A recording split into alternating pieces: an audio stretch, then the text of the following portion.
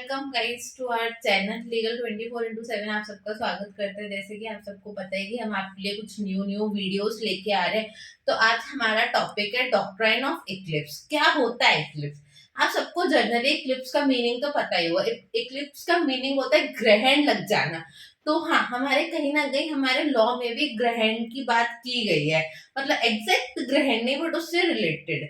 तो ये बात की गई है आपके article 13 of Indian constitution act. आपका article 13 of Indian constitution act ये बोलता है कि अगर कोई भी लॉ हमने जो पहले बनाया था बिफोर द इंडियन कॉन्स्टिट्यूशन और हमारे इंडिपेंडेंस होने से पहले 1950 एक्ट से पहले जो भी हमारे एक्ट थे, जो भी हमारे लॉज थे, वो पूरे के पूरे वॉइड नहीं हो जाएंगे। हम उनको वॉइड अब इनिशियो नहीं करेंगे। हम सिर्फ उनके उस पार्ट को खत्म कर देंगे। हम उनके एग्जिस्टेंस खत्म करेंगे। हम तब कब खत्म करेंगे? हम तब खत्म करेंगे जब वो हमारे फंडामेंटल राइट्स का ब्रीच कर रहे होंगे या फिर अनएनफोर्सेबल हो रहे होंगे। तो हम उनके सिर्फ उस पार्ट को बंद करेंगे, रेदर देन कि हम पूरा जो लॉ है उस पूरे लॉ को वॉइड नहीं करेंगे। तो जो आपका डॉक्ट्राइन ऑफ इक्लिप्स है वो it is not in void ab initio, it is just a nullity और वॉइड ऑफ दैट पार्ट। वो सिर्फ उस पार्ट को वॉइड करता है। अब फिर यहाँ पे एक क्वेश्चन उठा है, क्या जो डॉक्ट्राइन ऑफ इक्लिप्स है वो खाली प्री कॉन्स्टिट्यूशनल लॉज पे लगना चाहिए कि पोस्ट कॉन्स्टिट्यूशनल लॉज पे लगना चाहिए? तो मैं आपको बता देती हूँ, प्री कॉन्स्टिट्यूशनल लॉज वो लॉज होते हैं जो हमारे 1950 से पहले के आए हुए थे, और पोस्ट कॉन्स्टिट्यूशनल लॉज वो होते हैं जो हमारे इसके बाद आए थे, आपके इंडिपेंडेंस होने के बाद।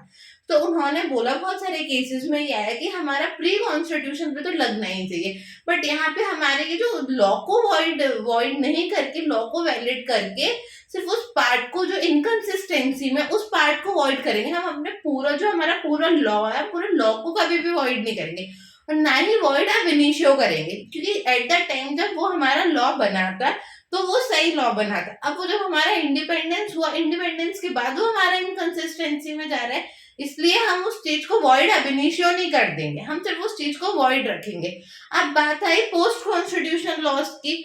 तो पहले तो बहुत सारे केसेस में दीपचंद के केस में मना किया गया कि नहीं, अगर हम मतलब हम अपने अगर लॉ के हम कॉन्स्टिट्यूशन के बाद ही इस पार्ट को ला रहे हैं तो हम गलत कर रहे हैं, तो इसे हमें वॉइड करना चाहिए, ये चीज वॉइड मतलब वॉइड होगी। बट फिर state of Gujarat versus Ambika mills का केस आया।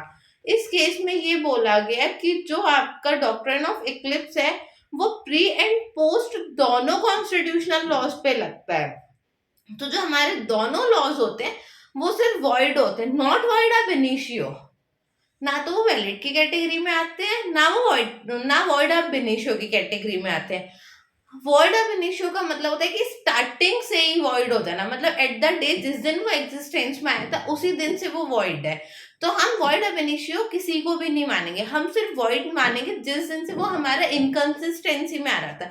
सपोज अगर कोई लॉ हमारा 1953 नहीं सॉरी 1953 में आया, अगर अपना कोई भी लॉ है जो अपना 1950 से पहले आया, फॉर एग्जांपल 1945 में आया, तो जो उसकी बिगिनिंग थी वो लॉ जब आया तब तो वो लॉ सही था ना, इसलिए हम उसको वॉइड अब इनिशियो ना बोल के सिर्फ हम उस पार्ट को जो इनकंसिस्टेंसी में उसको हम वॉइड बोलेंगे। और यही एज सच ऐसे अगर कोई लॉ आपका 1950 के बाद आया तो उसको भी हम वॉइड ही बोलेंगे।